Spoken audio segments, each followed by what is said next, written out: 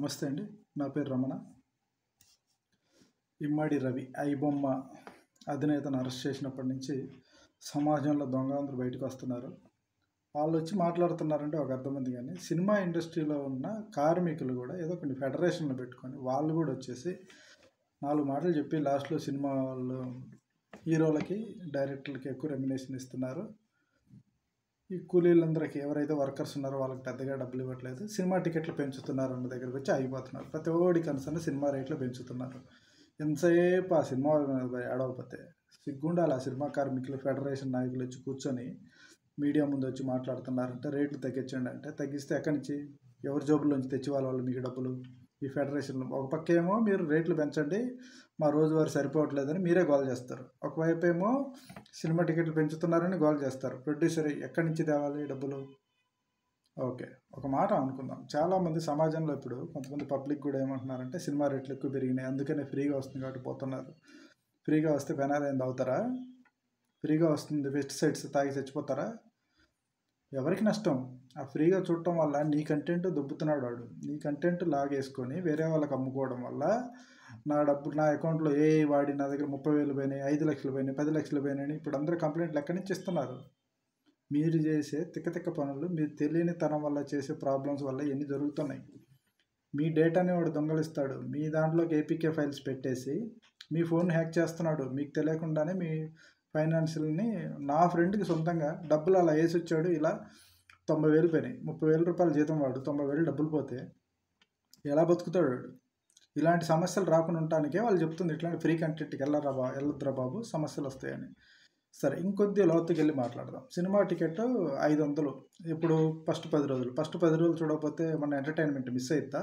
11వ రోజు చూస్తే ఫస్ట్ వారం రోజులు ఫ్యాన్స్ హడావిడే సరిపోతుంది. ఆ రోజు నువ్వు సినిమా చూసినా నీకు అర్థం కాదు.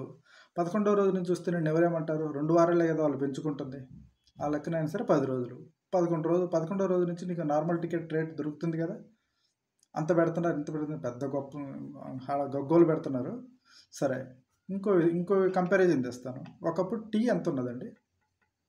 పావలా నుంచి స్టార్ట్ అయినప్పుడు, టీ పావలా స్టార్ట్ అయినప్పుడు నేల టికెట్ రూపాయి పావలా, లేదంటే రూపాయిన్నర, 2 రూపాయలు మ్యాక్సిమం చైరు బాల్కనీ అవి.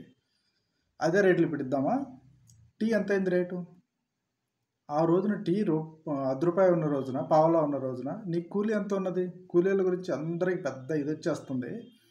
కూలీ ఎంత ఉన్నది అప్పుడు చెప్పండి. ఆ రోజున కూలీ నీకు రోజువారీ ₹5, ₹10 ఉన్న రోజున సినిమా టికెట్ ₹5 ఉంది. ఇప్పుడు రోజువారీ నీకు ₹1000 కూలీ ఇస్తున్నప్పుడు సినిమా టికెట్ 500 పెట్టడం తప్పే ఉంది మరి ఈ లెక్కలో, ఈ లాజిక్లో. టీ పావలా ఉన్నప్పుడు నీకు సినిమా టికెట్ ₹10 ఉన్నది. ఇప్పుడు టీ ఎంత అయింది? ₹20 అయింది మినిమం.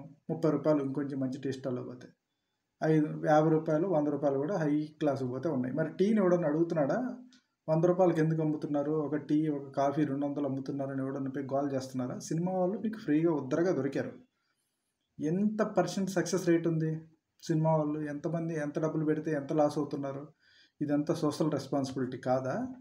ఎంతమంది రోడ్డు మీద పడుతున్నారు? ఫ్రీగా తీసేసుకోవడం వల్ల, ఫ్రీగా చూడటం వల్ల వాళ్ళకే నష్టమో అంటున్నారు మీరు. 11వ రోజు మీరు చూడొచ్చు. లేదా ఓటీటీలు ఉన్నాయి. సంవత్సరం సబ్స్క్రిప్షన్ చూస్తే 4 ఓటీటీలు తీసుకున్న ₹2,000 దాటం. ఫ్యామిలీ కాదు, నీ ఫ్యామిలీ కాదు, పక్క ఫ్యామిలీ కూడా పెట్టుకొని చూడొచ్చు ఇంట్లో. అదంతా వదిలేసి క్రిమినల్స్ని సపోర్ట్ చేస్తే ఇమ్మడి రవి ఏదో సమాజ సేవకుడిలాగా వాడు చేసే అకృత్యాలు, మేబీ వాడు ఇదే ఉండొచ్చు కానీ ఫ్రీగా నీకు డేటా ఇచ్చి ఉండొచ్చు కానీ వాడు ఎంత సంపాదిస్తున్నాడు, ఏ దారిలో దొంగదారులు సంపాదిస్తున్నాడు, అది మళ్ళీ నీకే హామ్ జరుగుతుంది. అవి చదువుతుంటే అవన్నీ వదిలేసి సినిమా రేట్లు తగ్గించండి. సినిమా రేట్లు తగ్గిస్తారు. రోజువారీ కూలీ నువ్వు ₹50 పని చేస్తావా? ఆ కూలీ అనే రోజువారీ కూలీ చేసేవాడు నీకు ₹1,00,000 జీతం కావాలి. నువ్వు మరి అదివరకు ఇచ్చే ₹10,000 జీతాన్ని పని చేస్తావా? అడ్డదిడ్డంగా మాట్లాడటం కాదు, ఒకటే కంపారిజన్ కాదు, అన్నీ కంపేర్ చేసుకోవాలి. మరి జై హింద్, జై జనసేన.